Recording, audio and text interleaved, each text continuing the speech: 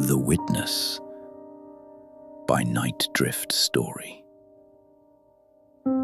She always comes back.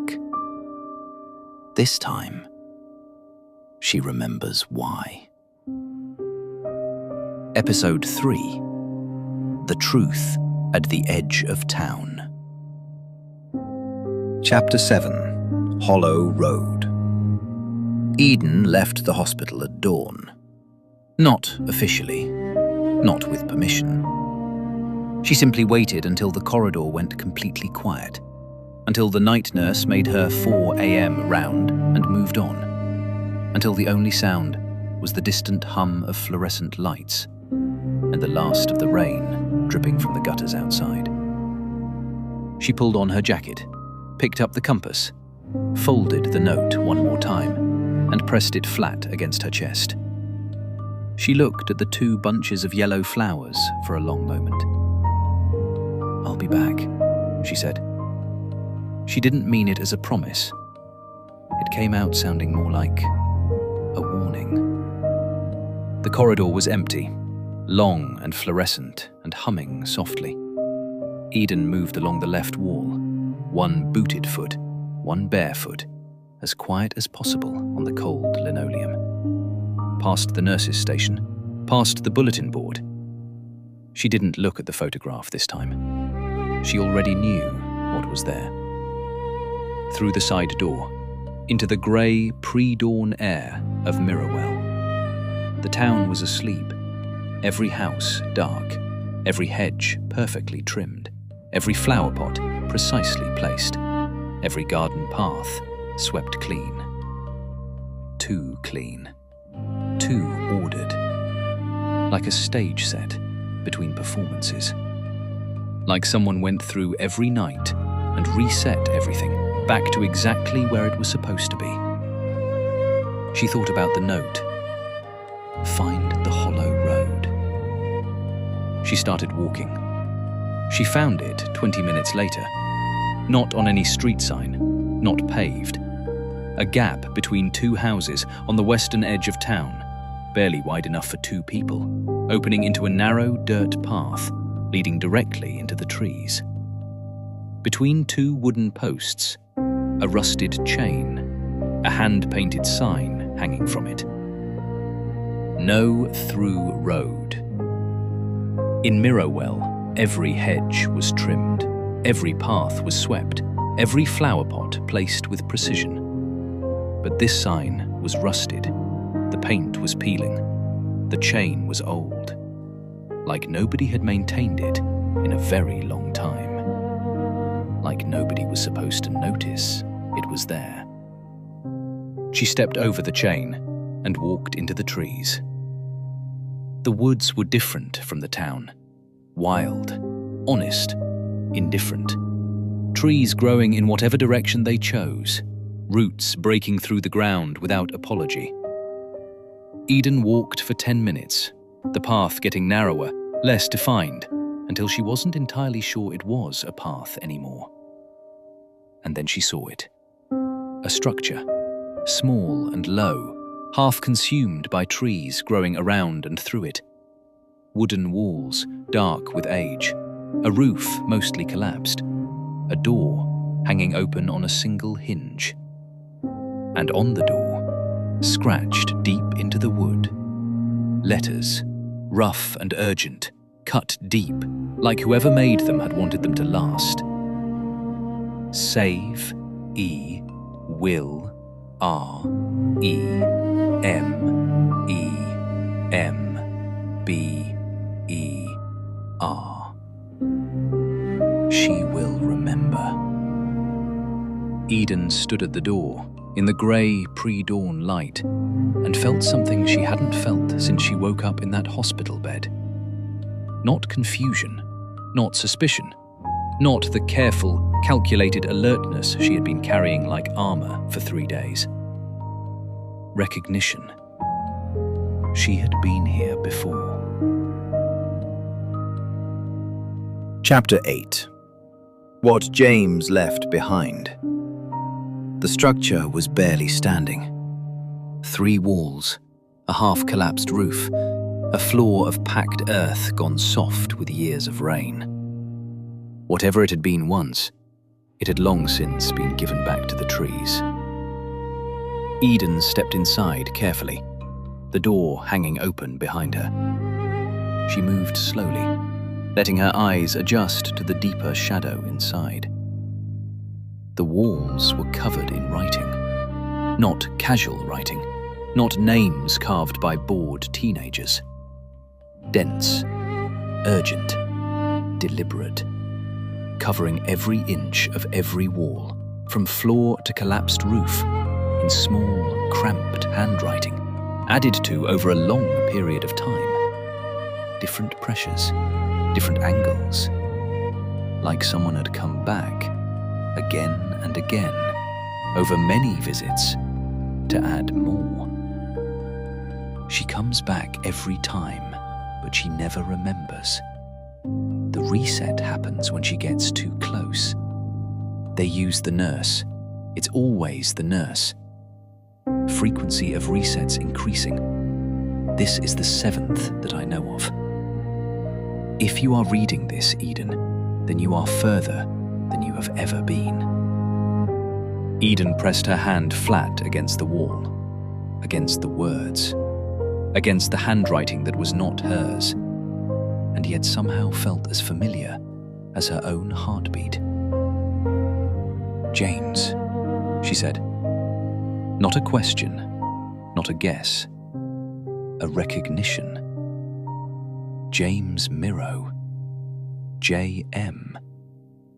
He had been here for months, maybe longer, coming to this structure, filling these walls with everything he had learned about Mirrowell, and about Eden, and about what the town did to both of them every time they got too close to the truth.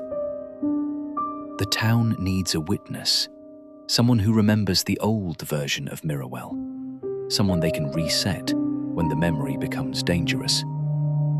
I think Eden is the original. I think she was here before the town was what it is now. Rue is not safe. I know she seems different. She always seems different. That is her function. Eden stopped. She had liked Rue. She had trusted Rue. She had told Rue about the photograph, which meant Rue had told the sheriff, which meant the sheriff's visit hadn't been routine at all. He had come because Rue had reported exactly how much Eden remembered. He had come to assess how close she was getting. He had come to decide if it was time for another reset. The reset is not violent. That is the terrible part. It looks like medical care. The nurse comes with something she calls a sedative, and Eden goes to sleep. And when she wakes up, she is back at the beginning. No woods, no compass, no note. Just a white ceiling and a yellow flower, and a town full of people who already know her name. Eden looked at her left palm, at the scar she couldn't explain. Not one scar. 7 small parallel marks. So faint she had taken them for a single scar. So close together she hadn't separated them in her mind. 7 resets. This was the 8th time. She read the last thing James had written, writing slightly more hurried, like he had known he was running out of time. Eden, if you find this before they find me, run. Don't go back to the hospital. Go through the woods heading east until you hit the fence. There is a gap at the northern corner. On the other side is a road that isn't Mirrowell's. Take it, and don't look back. I will find you. I promise. J. Eden folded the compass closed, turned toward the eastern darkness of the woods, and ran. Chapter 9. The 8th Reset. Eden ran. Through the dark woods, heading east, barefoot and booted foot alternating on the cold forest floor. branches catching her jacket, her hair, her arms, roots trying to trip her. She counted her steps, not because it helped her run faster, but because it kept the other thoughts from crowding in. The thoughts about 7 resets, about a town that had been managing her memory, like a gardener managing an overgrown hedge, cutting back anything that grew too close to the truth.